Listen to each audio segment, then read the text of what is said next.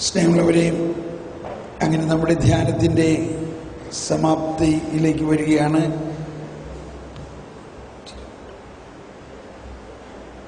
നമ്മൾ ചെറുപ്പം മുതലേ പഠിപ്പിച്ചിരിക്കുന്നതെല്ലാം നമ്മുടെ കഴിവിനെ ജ്വലിപ്പിക്കുക, നമ്മുടെ കഴിവ് അനുസരിച്ചുള്ള കാര്യങ്ങൾ ചെയ്യുക. 1-ാം ക്ലാസ്സിലും 2-ാം ക്ലാസ്സിലും എല്ലാം കഴിവില്ലാത്തവരെ ശിക്ഷിക്കുക. ഇങ്ങനെ ഒരു ട്രെൻഡാണ് നമ്മുടെ ഉള്ളിൽ. എന്നാൽ കർത്താവ് അങ്ങനെയല്ല. കർത്താവിൻ്റെ കഴിവ് വാരിക്കോരി അളവില്ലാതെ കൊടുക്കുന്ന ഒരു സ്വഭാവമാണ്. ആരെങ്കിലും കഴിവില്ലാതെ നീക്കണമെന്ന് കർത്താവിന് കാണാൻ സാധ്യമില്ല എന്നുള്ള ഭാര്യ. അവന് കഴിവില്ലെന്ന്. ശരി, ഇതാണ് ഒരു സത്യം. അപ്പം നമ്മൾ ഈ ശുശ്രൂഷ ജീവിതത്തിൽ ഉണ്ടാകേണ്ട ഒരു പ്രത്യേകത, നമ്മുടെ കഴിവിനെ ആശ്രയിക്കാതെയോ അതിൻ്റെ ലിമിറ്റേഷൻസ്, അതിൻ്റെ പരിമിതികളിൽ ഉള്ള ഒരു ശുശ്രൂഷയല്ല നമ്മുടേത്. മറിച്ച് ദൈവത്തിൻ്റെ കഴിവുകളെ മുഴുവനും നമുക്ക് തന്നിട്ട് അതിനെ എങ്ങനെ ഉപയോഗിക്കുന്നത് ആണ് നമ്മുടെ കഴിവ്. മനസ്സിലായോ? മനസ്സിലായോ? അതാണ് നമ്മുടെ കഴിവ്. ദൈവത്തിൻ്റെ എല്ലാ കഴിവുകളും നമുക്ക് തന്നിരിക്കുകയാണ്. അപ്പൊ ഇവിടെയാണ് എങ്ങനെയാണ് അതിൻ്റെ ആ പ്രവർത്തനം.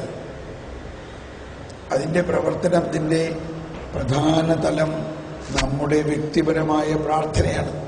ഞാൻ ഇന്നലെ വ്യക്തിപരമായ പ്രാർത്ഥനയെക്കുറിച്ച് പറഞ്ഞു. എന്നാൽ ഇന്ന് നമ്മൾ അതിൻ്റെ പ്രാക്ടിക്കലായിട്ടുള്ളൊരു കാര്യം ഞാൻ പറയാൻ പോവുകയാണ്. നിങ്ങൾ എങ്ങനെ ദൈവത്തിൻ്റെ കഴിവുകളെ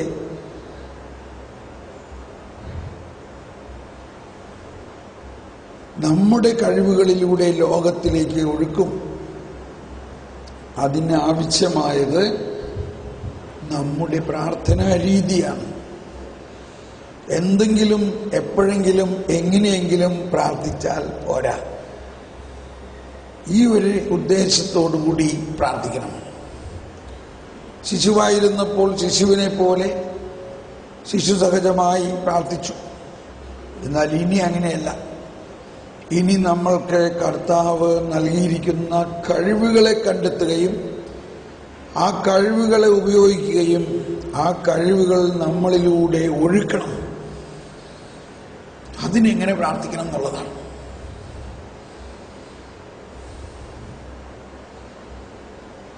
ഞാൻ ഇന്നലെ കുറെ ആശയങ്ങൾ പ്രാർത്ഥനയെക്കുറിച്ച് പറഞ്ഞു. വീണ്ടും അതൊന്നും കൂടി പറയുകയാണ്. അതിൻ്റെ ഏറ്റവും പ്രധാന പോയിന്റ്, കർത്താവ് പ്രാർത്ഥിക്കുന്നു എന്നുള്ളത് നമ്മൾ വിശ്വസിക്കുകയും കർത്താവിൻ്റെ പ്രാർത്ഥനയോടൊപ്പം നമ്മൾ പ്രാർത്ഥിക്കുന്നു എന്നതാണ് നമ്പർ 1. നമ്പർ 2, ആ കർത്താവ് സക്രാരിയിലിരിക്കുന്നുണ്ട്, ആ കർത്താവ് വചനത്തിലുണ്ട്, ആ കർത്താവ് ലോകം മുഴുവനുമുണ്ട്.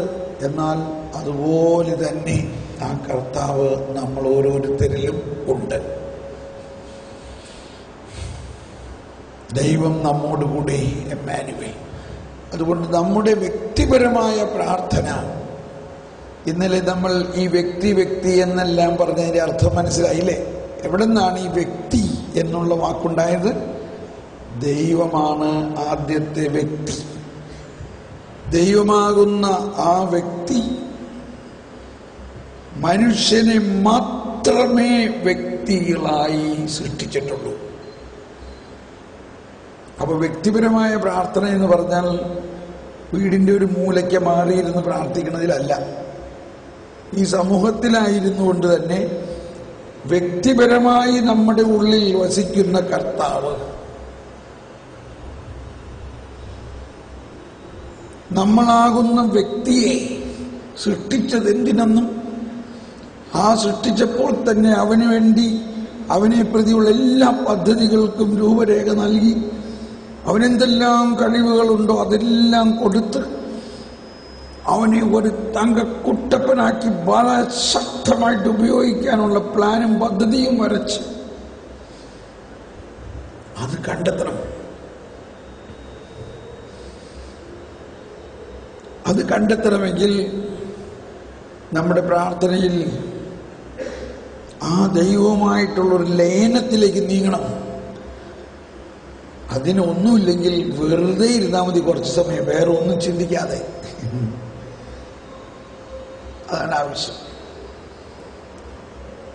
ഇതെല്ലാം മീഡിയയുടെ പ്രവർത്തനത്തിൽ കേട്ടിട്ടുള്ളതാണ്. നമ്മൾ പല എഴുത്തുകാരും പോയി എവിടെയെങ്കിലും പോയി അശാന്തമായൊരു സ്ഥലത്ത് വെറുതെ ഇരുന്ന് ധ്യാനിച്ച് ചിന്തിച്ചെഴുതണം എന്ന് പറഞ്ഞാൽ അതിൻ്റെ അർത്ഥം അവരുടെ എല്ലാ ചിന്തകളും വിട്ട് ദൈവത്തിൻ്റെ ചിന്തയിലേക്ക് അവർ ഉയരുന്നു. All creativity come from the creator. നമുക്കൊരു നിമിഷം ഇനി മറ്റൊന്ന്, നമുക്ക് ഒരുപാട് മീഡിയ അല്ലെങ്കിൽ ഒരുപാട് ഇൻഫർമേഷൻസ് നമുക്ക് കിട്ടിക്കൊണ്ടിരിക്കുകയാണ്. We are over crowded with information. നമ്മൾ വിചാരിക്കും നമുക്കിതെല്ലാം അറിയണ്ടേ, അപ്പോൾ രാവിലെ കുറച്ച് നേരം പേപ്പർ വായിക്കണം, ലോകത്തിൻ്റെ കാര്യമൊക്കെ അറിയണ്ടേ, കുറേ നേരം ടി വി കാണണം, നമ്മൾ ടി വിയിൽ പ്രവർത്തിക്കുന്നതുകൊണ്ട് ടി വി കാണണം. അങ്ങനെ ഇരിക്കുമ്പോൾ അവരുടെ ചാനലിൽ ഒരു സാധനം കണ്ടു, അത് നന്നായിട്ടല്ലോ, അതുപോലെ തന്നെ നമുക്കൊരെണ്ണം ഉണ്ടാക്കാം. നല്ല ഐഡിയ. അതൊരു നല്ല ഐഡിയമല്ല, ചുമ്മാ കോപ്പി അടിക്കണതാണ്. അങ്ങനെ ഒരു കോപ്പിയടി പ്രസ്ഥാനമായിട്ട് മാറരുത് നമ്മൾ.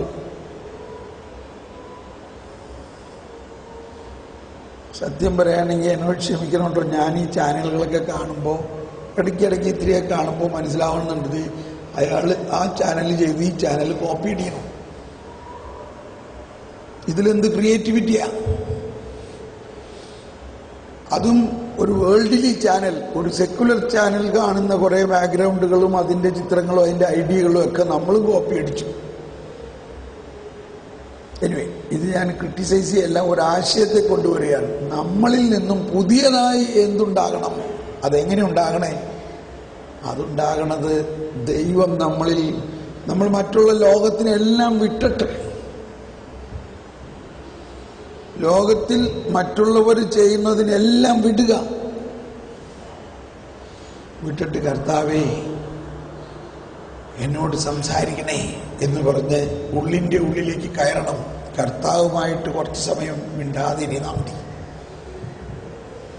ഒരിക്കൽ ഞാനിങ്ങനെ പ്രാർത്ഥിച്ചു, കുറേ കാര്യങ്ങളൊക്കെ, എൻ്റെ പ്രശ്നങ്ങളൊക്കെ കർത്താവിനോട് പറഞ്ഞു.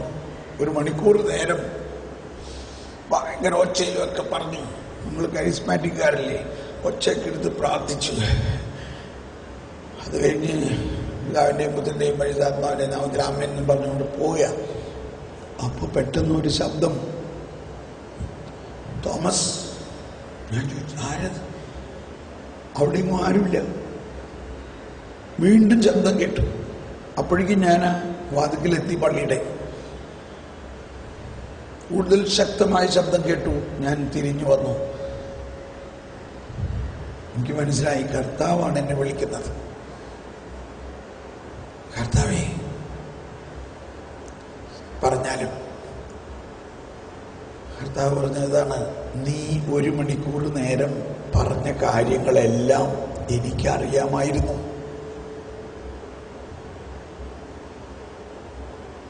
ശരിയാണല്ലോ ഇല്ലേ? കർത്താവിന് നമ്മുടെ കാര്യമൊക്കെ അറിയാലോ. അറിയോ ഇല്ലയോ? അറിയോ ഇല്ലയോ? അറിയോ? എന്താ നിങ്ങൾ എൻ്റെ കൂടെയാണോ അതോ വേറെ ഒരിടത്താണോ?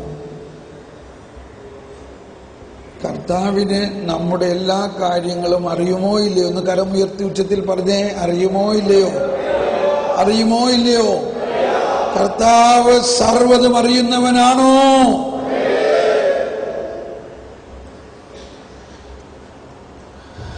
ഞാനെങ്കിൽ ചമ്മിപ്പോയി എന്ന് പറഞ്ഞാൽ പോലെ. ഞാൻ പറഞ്ഞു, അതെനിക്ക് മനസ്സിലായി. അപ്പം അതിൻ്റെ അർത്ഥം ഞാൻ ഈ 1 മണിക്കൂർ സമയം വേസ്റ്റാക്കിയോ? എൻ്റെയും വേസ്റ്റാക്കി, നിൻ്റെയും വേസ്റ്റാക്കി. അപ്പൊ പിന്നെ ഞാൻ എന്താ ചെയ്യണ്ടേ? നിന്റെ പ്രശ്നങ്ങൾക്കെല്ലാം ഉള്ള പരിഹാരവും എനിക്കറിയാം. എന്നാ അത് വേഗം പറഞ്ഞതായോ? അതായിരുന്നു നീ പ്രാർത്ഥിക്കേണ്ടിയിരുന്നത്. അതായത് നീ ഇപ്പൊ 1 മണിക്കൂർ പ്രാർത്ഥിച്ചതെല്ലാം 2 മിനിറ്റ് കൊണ്ട് പ്രാർത്ഥിക്കാം. ആദ്യത്തെ മിനിറ്റിൽ നീ പ്രാർത്ഥിക്കണം, കർത്താവേ എൻ്റെ എല്ലാ പ്രശ്നങ്ങളും നിനക്കറിയാലോ, അതുകൊണ്ട് നമ്മുടെ പ്രശ്നങ്ങളെല്ലാം കർത്താവിന് അറിയാമെന്നുള്ള ഒരു കോൺഫിഡൻസ്. എന്നിട്ട് 2ാമത്തെ മിനിറ്റിൽ പ്രാർത്ഥിക്കേണ്ടത്, കർത്താവേ അതിൻ്റെ എല്ലാം പരിഹാരം എന്താ എന്നോട് പറഞ്ഞു തരണേ. എന്നിട്ട് നീ ഒന്നും മിണ്ടാതിരിക്കി, ഞാൻ മിണ്ടണത് കേക്ക്.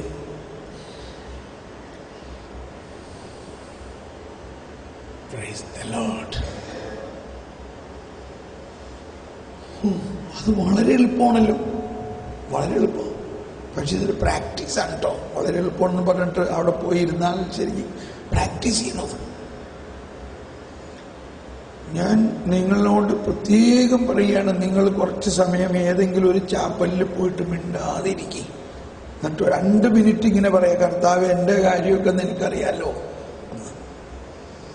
2 ഇതിൻ്റെ പോംവഴികളും നിനക്കറിയാലോ, ഇതെന്നോട് പറഞ്ഞു തരണേ.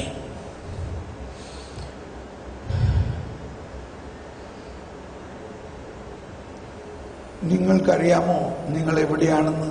അറിയാം. എന്നാൽ ഈ കാലഘട്ടത്തിലുള്ളവർക്ക് ചിലപ്പോൾ അറിയില്ല 25 വർഷം മുമ്പ് ഇതെല്ലാം എങ്ങനെ ആരംഭിച്ചു എന്ന്. ഇത് സഭാ ചരിത്രത്തിലെ തന്നെ വലിയൊരു കാര്യമാണ്. പോട്ട ആശ്രമത്തിൽ ഒരു ഓലഷെഡിൽ ഇരുന്ന് പ്രാർത്ഥിച്ചു കൊണ്ടിരുന്നു. 10-70 പേരെ വെച്ച് ധ്യാനിപ്പിച്ചുകൊണ്ടിരുന്ന ആ കാലഘട്ടം ഒന്ന് ഓർക്കുക. പക്ഷേ അവർ ചില വൈദികരും ചില സാധാരണ എഴുത്തും വായന പോലും ഇല്ലാത്ത കുറച്ച് ആളുകൾ അവരുടെ കൂടെ ഇരുന്ന് പ്രാർത്ഥിച്ചുകൊണ്ട് അവർ ദൈവസ്വരം ശ്രമിച്ചു.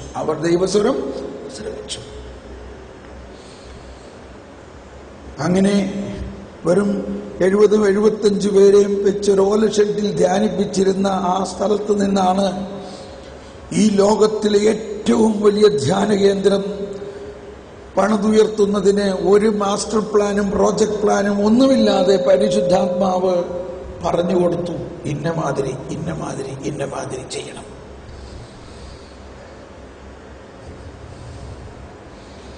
ശ്രവണമാണ് അവിടെ, ശ്രവണം.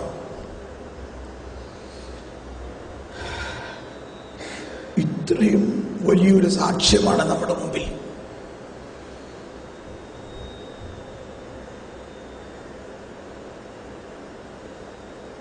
അങ്ങനെ ഒരു പ്രാർത്ഥനാ രീതി ഉണ്ടെന്ന് നായിക്കാമ്പ്രമ്പലച്ചനും പനക്കലച്ചനും അന്ന് അവിടെ ഉണ്ടായിരുന്ന എല്ലാവരും നമുക്ക് മനസ്സിലാക്കി തന്നു. അതനുസരിച്ച് പ്രവർത്തിച്ചതിൻ്റെ, ആ ധീരതയോടെ പ്രവർത്തിച്ചതിൻ്റെ, ആത്മധൈര്യത്തോടെ പ്രവർത്തിച്ചതിൻ്റെ, നട്ടെല്ലോടെ പ്രവർത്തിച്ചതിൻ്റെ ഫലമാണ്. നട്ടെല്ല് വേണം എന്ന് പറഞ്ഞാൽ മലയാളത്തിലൊരു ശൈലിയല്ലേ, എന്ന് പറഞ്ഞാൽ എന്തെല്ലാം പ്രതിസന്ധികളെയും നേരിടാനുള്ള ഒരു ധൈര്യം. അതാണ് മിഷൻ. എല്ലാം എതിരായാലും കർത്താവ് പറഞ്ഞിരിക്കണോ അത് സംഭവിക്കും.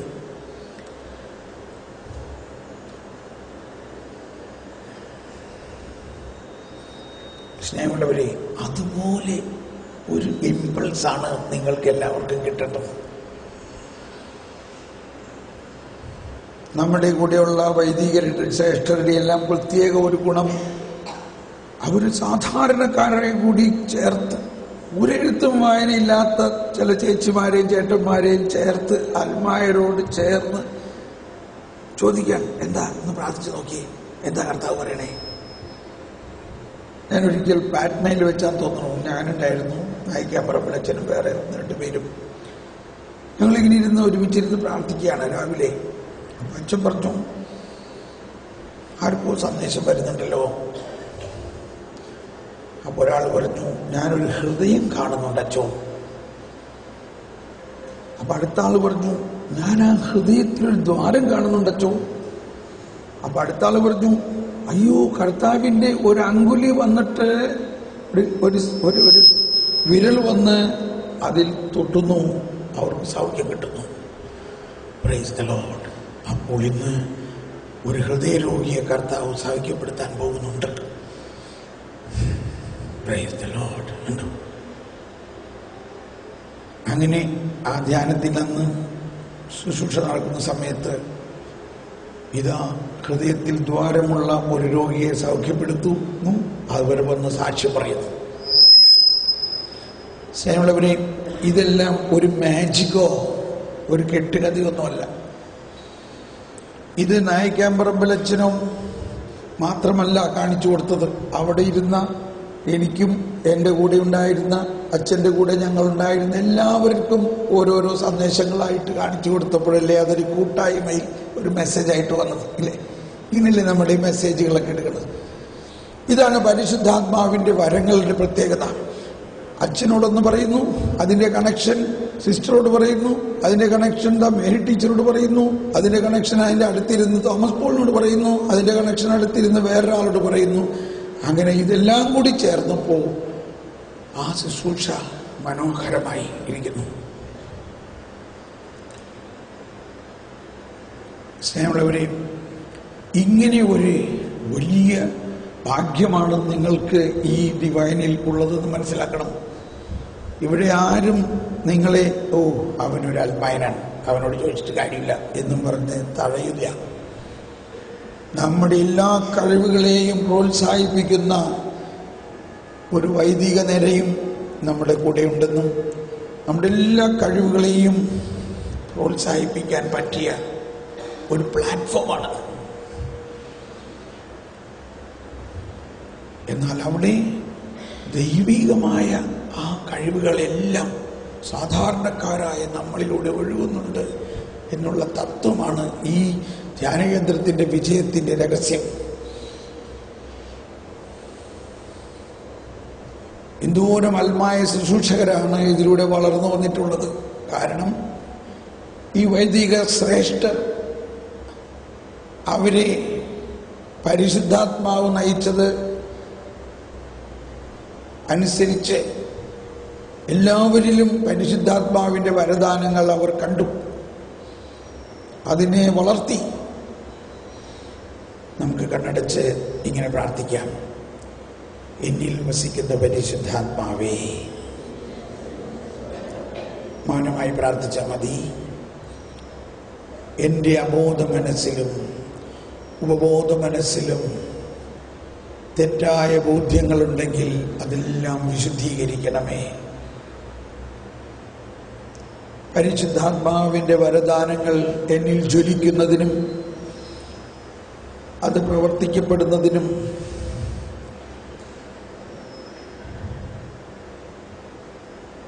തടസ്സമായിട്ട് എന്തെങ്കിലും ഉണ്ടെങ്കിൽ പരിശുദ്ധാത്മാവേ അവയെല്ലാം വിശുദ്ധീകരിക്കണമേ. അപ്പോൾ ആത്മാവിൻ്റെ സംസാരം നമുക്ക് കിട്ടണമെങ്കിൽ മറ്റുള്ള ശബ്ദങ്ങളും മറ്റുള്ള അശുദ്ധിയും നമ്മളിൽ നിന്ന് കഴുകണം. തെറ്റായ ബോധ്യങ്ങൾ ആത്മാവിൻ്റെ പ്രവർത്തനത്തിൽ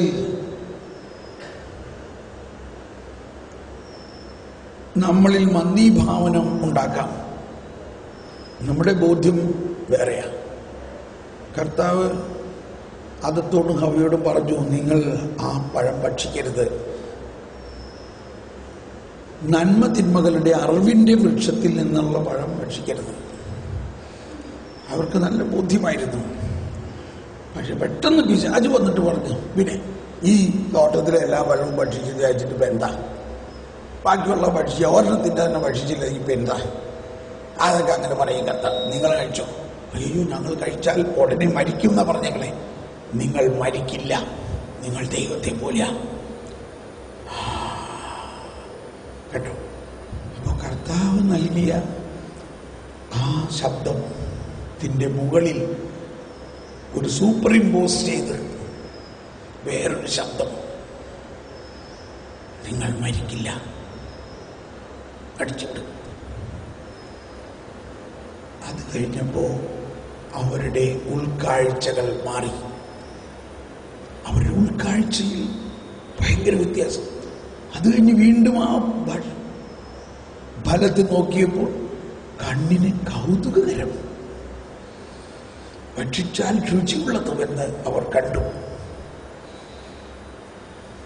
അവരുടെ എല്ലാ ബോധ്യവും മാറി. അതാണ് മനസാക്ഷിയിൽ ദൈവം നൽകിയിരിക്കുന്ന നന്മ നിറഞ്ഞ ഒരു നിയമമുണ്ട്. അത് നമ്മൾ ജനിക്കുമ്പോഴേ ഉണ്ട് നമ്മളിൽ. അതാണ് നാച്ചുറൽ ലോ എന്ന് പറയുന്നത്. നമ്മൾ ജനിക്കുമ്പോൾ തന്നെ നമ്മളിൽ എല്ലാവരിലും ഒരു നാച്ചുറൽ ലോ, ദൈവം തന്നെ എഴുതിയിരിക്കുന്ന ഒരു നിയമമുണ്ട്. നന്മയെ ജ്വലിപ്പിക്കുന്ന, നന്മ ചെയ്യാനും നന്മയെ അറിയാനും നന്മ പ്രവർത്തിക്കാനുമുള്ള. പക്ഷേ അധികം താമസിയാതെ പല നിയമങ്ങളും നമ്മുടെ ഉള്ളിലേക്ക് വരാൻ തുടങ്ങും. മനുഷ്യരിൽ നിന്ന് ആദ്യം, അഥവാ പിശാചിൽ നിന്നെല്ലാം. ഇതിനെ നമ്മൾ പരിശുദ്ധാത്മാവിലൂടെ മനസ്സിലാക്കുന്നതിലാണ് ഇന്ന് നമ്മുടെ കഴിവ്. പരിശുദ്ധാത്മാവിനെ പിതാവിനാൽ നടാത്തതെല്ലാം പിഴുതെറിയാൻ പറ്റും.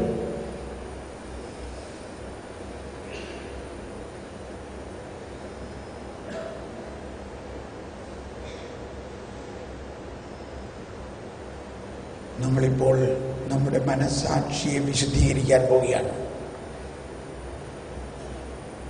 ഒരു നിമിഷം കരങ്ങൾ ഉയർത്തി ഒന്ന് സ്തുതിച്ചുകൊണ്ട് യേശുവേ സ്തോത്രം, യേശുവേ നന്ദി. എല്ലാവരും ഒന്ന് സ്തുതിക്കാം. യേശുവേ സ്തോത്രം, യേശുവേ നന്ദി. ഹല്ലേലൂയ, ഹല്ലേലൂയ, ഹല്ലേലൂയ. എല്ലാവരും ഒന്ന് സ്തുതിച്ചേ. Hallelujah, hallelujah. ഒന്നുകൂടി ഉച്ചത്തിൽ സ്തുതിച്ചേ. Hallelujah, hallelujah. നമുക്കിങ്ങനെ പ്രാർത്ഥിക്കാം. മൗനമായി പ്രാർത്ഥിച്ചാൽ മതി. എന്നിൽ വസിക്കുന്ന പരിശുദ്ധാത്മാവേ, എൻ്റെ മനസാക്ഷിയെ ഞാൻ സമർപ്പിക്കുന്നു. ഹൃദയത്തിൽ കൈവച്ചുകൊണ്ട് പരിശുദ്ധാത്മാവ് നമ്മിൽ വസിക്കുന്നുവെന്നും ഈ പരിശുദ്ധാത്മാവ് നമ്മുടെ മനസാക്ഷിയിലുള്ള എല്ലാ ബോധ്യങ്ങളെയും എടുത്തു മാറ്റാൻ കഴിയുമെന്നും. ഓ പരിശുദ്ധാത്മാവേ, എൻ്റെ മനസ്സാക്ഷിയിലുള്ള തെറ്റായ ബോധ്യങ്ങളെ എടുത്തു മാറ്റണേ. എനിക്കറിയില്ല എന്താ തെറ്റെന്ന്, പക്ഷെ പരിശുദ്ധാത്മാവേ അങ്ങേക്കറിയാം. എൻ്റെ മനസ്സാക്ഷിയിലുള്ള തെറ്റായിട്ടുള്ള ബോധ്യങ്ങളെ വിശുദ്ധീകരിക്കണമേ. എനിക്ക് തന്നിരിക്കുന്ന ദൈവിക കഴിവുകളെ, ദൈവത്തിൽ നിന്ന് തന്നിരിക്കുന്ന കഴിവുകളെ എന്നിൽ ജ്വലിപ്പിക്കുന്നതിന് തടസ്സമായിട്ട് നിൽക്കുന്ന എല്ലാ മാനുഷിക ബോധ്യങ്ങളെയും പിഴുതു മാറ്റണമേ.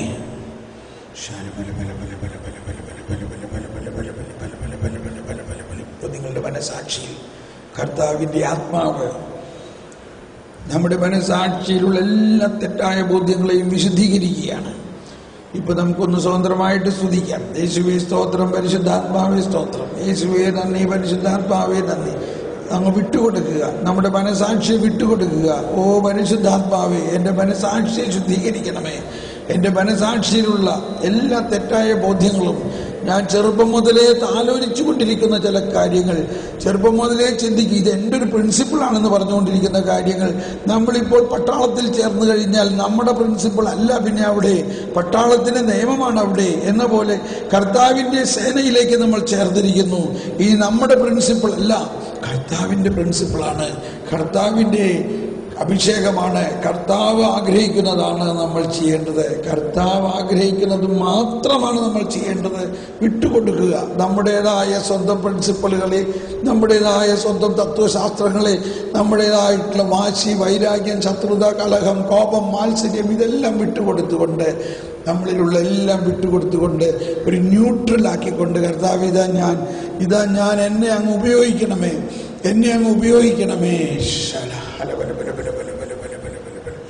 പരിശുദ്ധാത്മാവേ, എന്നെ ഉപയോഗിക്കണമേ, എൻ്റെ വിശ്വാസത്തെ ജ്വലിപ്പിക്കണമേ, എൻ്റെ വിശ്വാസത്തെ ജ്വലിപ്പിക്കണമേ. എൻ്റെ വിശ്വാസത്തിലൂടെയാണ് എൻ്റെ ശുശ്രൂഷ വളരേണ്ടത്. കർത്താവേ, എൻ്റെ വിശ്വാസമാണ് എൻ്റെ ശുശ്രൂഷയുടെ ലോഞ്ചിങ് പാഡ്. Launching pad. ഞാൻ ആദ്യം പറഞ്ഞു, ലോഞ്ചിങ് പാഡ് ഇല്ലാതെ റോക്കറ്റ് ഉണ്ടാക്കി വെച്ചിട്ടുണ്ട് കാര്യമൊന്നുമില്ല. നമ്മൾക്ക് എന്ത് വലിയ റോക്കറ്റ് ആയാലും ആ റോക്കറ്റ് 10,000 ടണ്ണുള്ള റോക്കറ്റ് ആണെങ്കിൽ 1000 ടണ്ണുള്ള റോക്കറ്റ് ആണെങ്കിൽ 1000 ടണ്ണ് ലോഞ്ച് ചെയ്യുന്നതിന് 10,000 ടൺ ഭാരമുള്ള ഒരു ലോഞ്ചിങ് പാഡ് വേണം. അതിൻ്റെ റീകോയിലിംഗ്, അതിൻ്റെ കൗണ്ടർ വെയിറ്റും അതിൻ്റെ കൗണ്ടർ എഫക്റ്റ് വിത്ത്സ്റ്റാൻഡ് ചെയ്യാവുന്ന ഒരു ലോഞ്ചിങ് പാഡ് വേണം. കർത്താവേ, ഞങ്ങളുടെ ശുശ്രൂഷയെ വളർത്തുന്നതിന് ആവശ്യമായ ദൈവിക ശക്തി ഒഴുകുന്നതിന്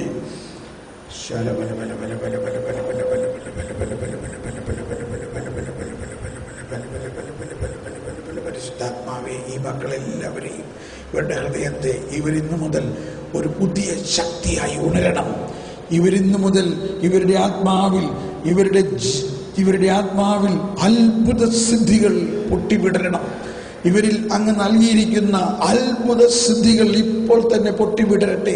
അതിന് തടസ്സമായിട്ടുള്ള എല്ലാം വിശുദ്ധീകരിക്കണമേ.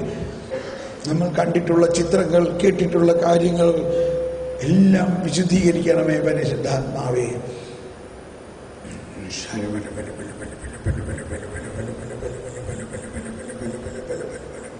ഒരു മുക്കുവനായിരുന്ന പത്രോസും പാർട്ടിയെയും ആണ് കർത്താവ് വിളിച്ചത്. എന്നാൽ അവരെ കർത്താവിൻ്റെ ശക്തി കൊണ്ട് നിറഞ്ഞപ്പോൾ അവരെന്തോ ഒരു അത്ഭുതങ്ങളാണ് ചെയ്തത്.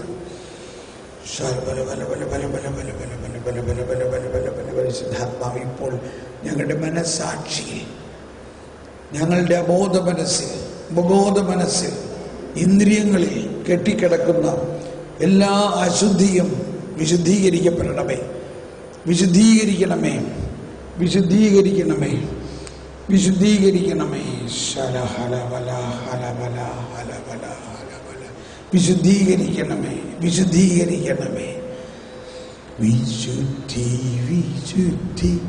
വിശുദ്ധിയാം പരിച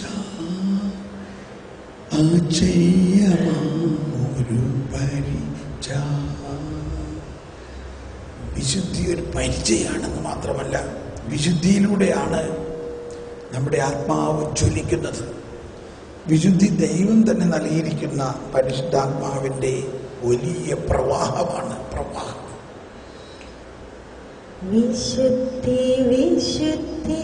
വിശുദ്ധിയാം പരിച അജയ്യമാമൊരു പരിച. നിർമ്മല ഹൃദയർ ഭാഗ്യവാന്മാർ, ദൈവത്തെ അവർ കാണും.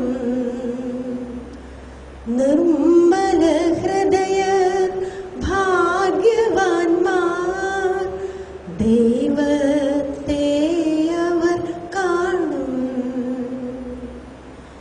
നിന്നെ വിളിച്ചവൻ പരിശുദ്ധനാകയ നീയും പരിശുദ്ധനായിടണം. നിന്നെ വിളിച്ചവൻ പരിശുദ്ധനാകയ നീയും പരിശുദ്ധനായിടണം. ഞാൻ നിന്നെ കഴുകിയില്ലെങ്കിൽ നിനക്ക് എന്നോട് പങ്കില്ല. ഞാൻ നിന്നെ കഴുകിയില്ലെങ്കിൽ നിനക്ക് എന്നോട് പങ്കില്ല.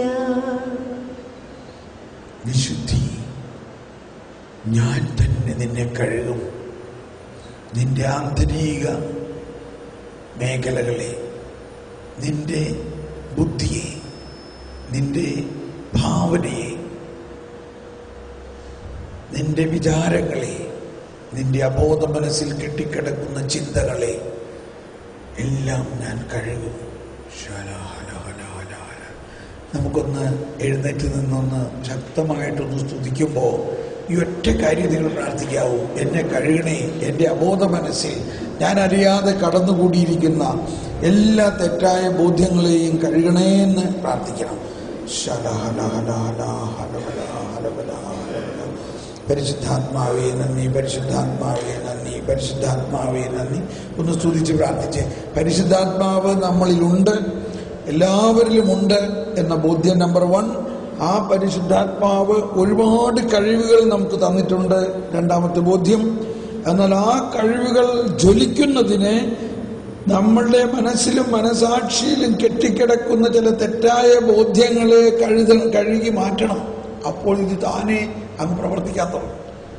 ഇത് പ്രവർത്തിക്കണം എന്നതാണ് ദൈവത്തിൻ്റെ ഏറ്റവും വലിയ ആഗ്രഹം. അതുകൊണ്ട് തന്നെയാണ് ഈശോ ആദ്യം തന്നെ ചെയ്തത് അപ്പസ്തോലന്മാരുടെ കാൽക്കൽ മുട്ടുകുത്തി നിന്ന് അവരെ കഴുകുക എന്നുള്ളതാണ്. അവരെ കഴുകിയാൽ മതി, എല്ലാം നൽകിയിരിക്കുന്നു. അതായത് അവരിലുള്ള തെറ്റ് ശുദ്ധീകരിച്ചാൽ മതി. അപ്പോൾ ആ ബോധ്യത്തോടുകൂടി നിങ്ങൾ ഓരോരുത്തർക്കും ദൈവം വലിയ വരദാനങ്ങളും കഴിവുകളും നൽകിയിട്ടുണ്ട് എന്ന് വിശ്വസിക്കാമോ? വിശ്വസിക്കുന്നോ? അല്ലെങ്കിൽ ഇതൊക്കെ ഇവിടുത്തെ വലിയ വലിയ അച്ഛന്മാർക്കും വലിയ വലിയ ആളുകൾക്കാണ്, ഞങ്ങളൊക്കെ ഇവിടുത്തെ പാവപ്പെട്ട ആൾക്കാർ, ഞങ്ങൾക്ക് എന്ത് കഴിവാവുള്ളേ? ഇങ്ങനെയല്ല വിശ്വസിക്കേണ്ടത്. നിങ്ങളിൽ എത്ര പേർക്ക് ആ വിശ്വാസമുണ്ട്? നിങ്ങളുടെ ഉള്ളിൽ പരിശുദ്ധാത്മാവ് വലിയ കഴിവുകൾ തന്നിട്ടുണ്ടെന്ന് വിശ്വസിക്കുന്നവരെന്ന് കരമുയർത്തുക. അതൊരു പ്രഖ്യാപനമാണ് നമ്മുടെ. അങ്ങനെ കരമുയർത്തുന്നതിലൂടെ കർത്താവെ ഞങ്ങളത് വിശ്വസിക്കുന്നു. അങ്ങ് ഞങ്ങൾ ഓരോരുത്തരെയും, ഈ അപ്പസ്തോലന്മാരും ഈ വിശുദ്ധന്മാരും ഈ സഭാപിതാക്കന്മാർക്കെല്ലാം കൊടുത്ത പോലെ തന്നെയുള്ള കഴിവുകൾ ഞങ്ങൾക്ക് തന്നിട്ടുണ്ട്. ഇന്നത്തെ ആധുനിക ലോകത്തിൽ ഈ കഴിവുകൾ ഉപയോഗിച്ച് കർത്താവിൻ്റെ ജ്ഞാനം ലോകത്തിലേക്ക് പരത്തണമെന്നതാണ്. അതിന് ഞങ്ങളുടെ തന്നെ അപകർഷതാബോധം, ഞങ്ങളിലുള്ള തെറ്റിദ്ധാരണകൾ, ഇതെല്ലാം പിഴുതു മാറ്റുന്നതിന് 2 കരങ്ങളും ഉയർത്തി ഒന്ന് സ്തുതിച്ച് പ്രാർത്ഥിക്കുക. വിശുദ്ധീകരിക്കണമേ പരിശുദ്ധാത്മാവെ, വിശുദ്ധീകരിക്കണമേ പരിശുദ്ധാത്മാവെ. ഞങ്ങളിലുള്ള എല്ലാ തെറ്റിദ്ധാരണകളും അകറ്റണമേ, ഞങ്ങളിലുള്ള എല്ലാ തെറ്റിദ്ധാരണകളും അകറ്റണമേ, ഞങ്ങളിലുള്ള തെറ്റായ ബോധ്യങ്ങൾ അകറ്റണമേ, ഞങ്ങളെ വിശുദ്ധീകരിക്കണമേ, ഞങ്ങളിലുള്ള എല്ലാ തെറ്റായ ബോധ്യങ്ങളും അകറ്റണമേ, ഞങ്ങളിലുള്ള എല്ലാ തെറ്റായ ബോധ്യങ്ങളും അകറ്റണമേ. ഈ കഴിവുകളെ ജ്വലിപ്പിക്കുന്നേ. ഹല്ലേലൂയ, ഹല്ലേലൂയ, ഹല്ലേലൂയ, ഹല്ലേലൂയ, ഹല്ലേലൂയ, ഹല്ലേലൂയ. ഈ കഴിവുകളെ ജ്വലിപ്പിക്കണമേ. എല്ലാവരും ശബ്ദമുയർത്തി സ്തുതിച്ചുകൊണ്ട്, അതിൽ തുറന്ന് സ്തുതിച്ചുകൊണ്ട്, ഭാഷാപരമുള്ളവർ ഭാഷാപരത്തിൽ സ്തുതിച്ചുകൊണ്ട് വിശുദ്ധീകരിക്കണമേ, വിശുദ്ധീകരിക്കണമേ, വിശുദ്ധീകരിക്കണമേ. ഹല്ലേലൂയ, ഹല്ലേലൂയ, ഹല്ലേലൂയ, ഹല്ലേലൂയ, ഹല്ലേലൂയ.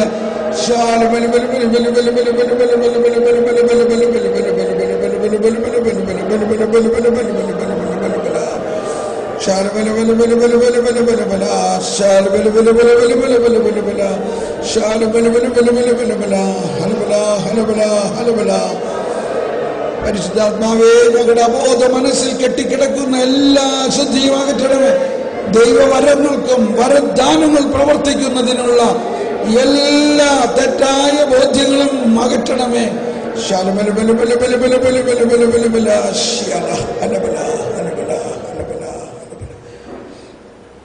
നമുക്ക് നിന്നുകൊണ്ട് തന്നെ പ്രാർത്ഥിക്കാം അല്പസമയം.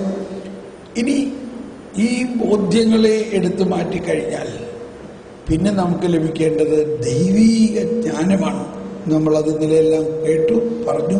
എന്നാൽ അതിനുവേണ്ടി പ്രാർത്ഥിക്കണം. ദൈവത്തോടൊപ്പം നമുക്കിരിക്കാം.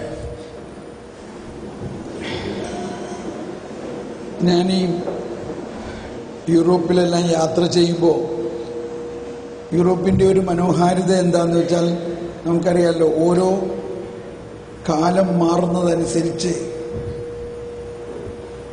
ഇപ്പോൾ മഞ്ഞുകാലത്ത് എല്ലാ മരങ്ങളും ഇലകളെല്ലാം പോയി ഇങ്ങനെ നിൽക്കുകയാണ്. എന്നാൽ നമ്മളുടെ ഇമാജിനേഷനിൽ നമുക്ക് കാണാം, ഇതാ വസന്തം വരാൻ പോകുന്നു. ആ വസന്തകാലം വരുമ്പോൾ ഇതെല്ലാം തളിർത്ത് പൂത്ത് മനോഹരമാകും. പിന്നെ അതിൽ നല്ല ഇലകളുണ്ടാകും. അപ്പൊ ഇതിങ്ങനെ കംപ്ലീറ്റ് ആ ദേശം മുഴുവനും കാണുമ്പോൾ എന്ത് രസമെന്നറിയാം. അത് കഴിഞ്ഞ് വീണ്ടും ഇതാ മഞ്ഞുകാലം വരാൻ പോകുന്നു. അപ്പോൾ മഞ്ഞുകാലം വരാൻ പോകുന്ന ആ സമയത്തിനെ ഫാൾ എന്നാ പറയുന്നത്. ഫാൾ ഫാൾ ഫാൾ ഫാൾ വരാൻ പോകുന്നു എന്ന് പറഞ്ഞാൽ അതിൻ്റെ അർത്ഥം ഇലകളെല്ലാം ഫാൾ, ഇലകളെല്ലാം വീഴുന്ന കാലമാണെന്ന്. ഓ, ആ ദിവസങ്ങളെ കാണുമ്പോൾ ഓരോ ദിവസങ്ങളും പുതിയ പുതിയ നിറങ്ങളാണ്. ആദ്യമായ ഇല അല്പം മഞ്ഞയായി, 2 ദിവസം കഴിയുമ്പോഴേക്കും അത് പതുക്കനെ ചുവന്ന് അതിങ്ങനെ ഓറഞ്ചായി. ഇങ്ങനെ ഈ ദേശം മുഴുവനും വലിയ മനോഹാരിതയാണ്. അപ്പൊ ബൈബിളിൽ പറയുന്ന ഒരു ആശയമാണ്, ജ്ഞാനത്തിന്റെ പുസ്തകത്തിൽ 13-ാം അധ്യായം 5-ാമത്തെ വചനത്തിൽ പറയുകയാണ്, ഈ സൃഷ്ടിയുടെ മനോഹാരിത കണ്ടിട്ട് ആ സൃഷ്ടാവിനെ മനോഹാരിതയെ കുറിച്ച് നിങ്ങൾ മനസ്സിലാക്കണം. എന്താണ്? സൃഷ്ടിയുടെ മനോഹാരിതയിൽ നിന്ന് അത് സൃഷ്ടിച്ച സൃഷ്ടാവിന്റെ മനോഹാരിതയെ മനസ്സിലാക്കണം. അപ്പൊ ഞാനിങ്ങനെ യാത്ര ചെയ്യുമ്പോഴെല്ലാം ഇത് കണ്ടിട്ട് കർത്താവേ കർത്താവേ നിന്റെ മനോഹാരിത എന്തോ ഒരു വലുതാണ്. ഈ സൃഷ്ടി കണ്ടു, ഇപ്പൊ ഈ നിറം, നാളെ അല്ലെങ്കിൽ 2 ആഴ്ച കഴിഞ്ഞ് ഞാൻ അതിലെ പോരുമ്പോ വേറെ നിറം. ഓ ദൈവമേ, നീ ഇത്രയും മനോഹരനാണല്ലോ എങ്കിൽ അതിൻ്റെ ഒരു അംശം എന്നിൽ നൽകിയിട്ട് എന്നിലൂടെ ചില സൃഷ്ടികൾ, ചില ചിത്രങ്ങൾ, ചില ഭാവനകൾ, ചില ആശയങ്ങളെ അങ്ങ് ഉണ്ടാക്കണം. നിങ്ങൾ ആരെങ്കിലും ഞാനുണ്ടാക്കിയ ജീസസ് വണ്ടർ എന്ന ആനിമേഷൻ ചിത്രം ഒന്ന് കണ്ടു നോക്കൂ. ഒരുപക്ഷെ വലിയ പെർഫെക്ഷൻ ഒന്നും ആയിട്ടില്ലെങ്കിലും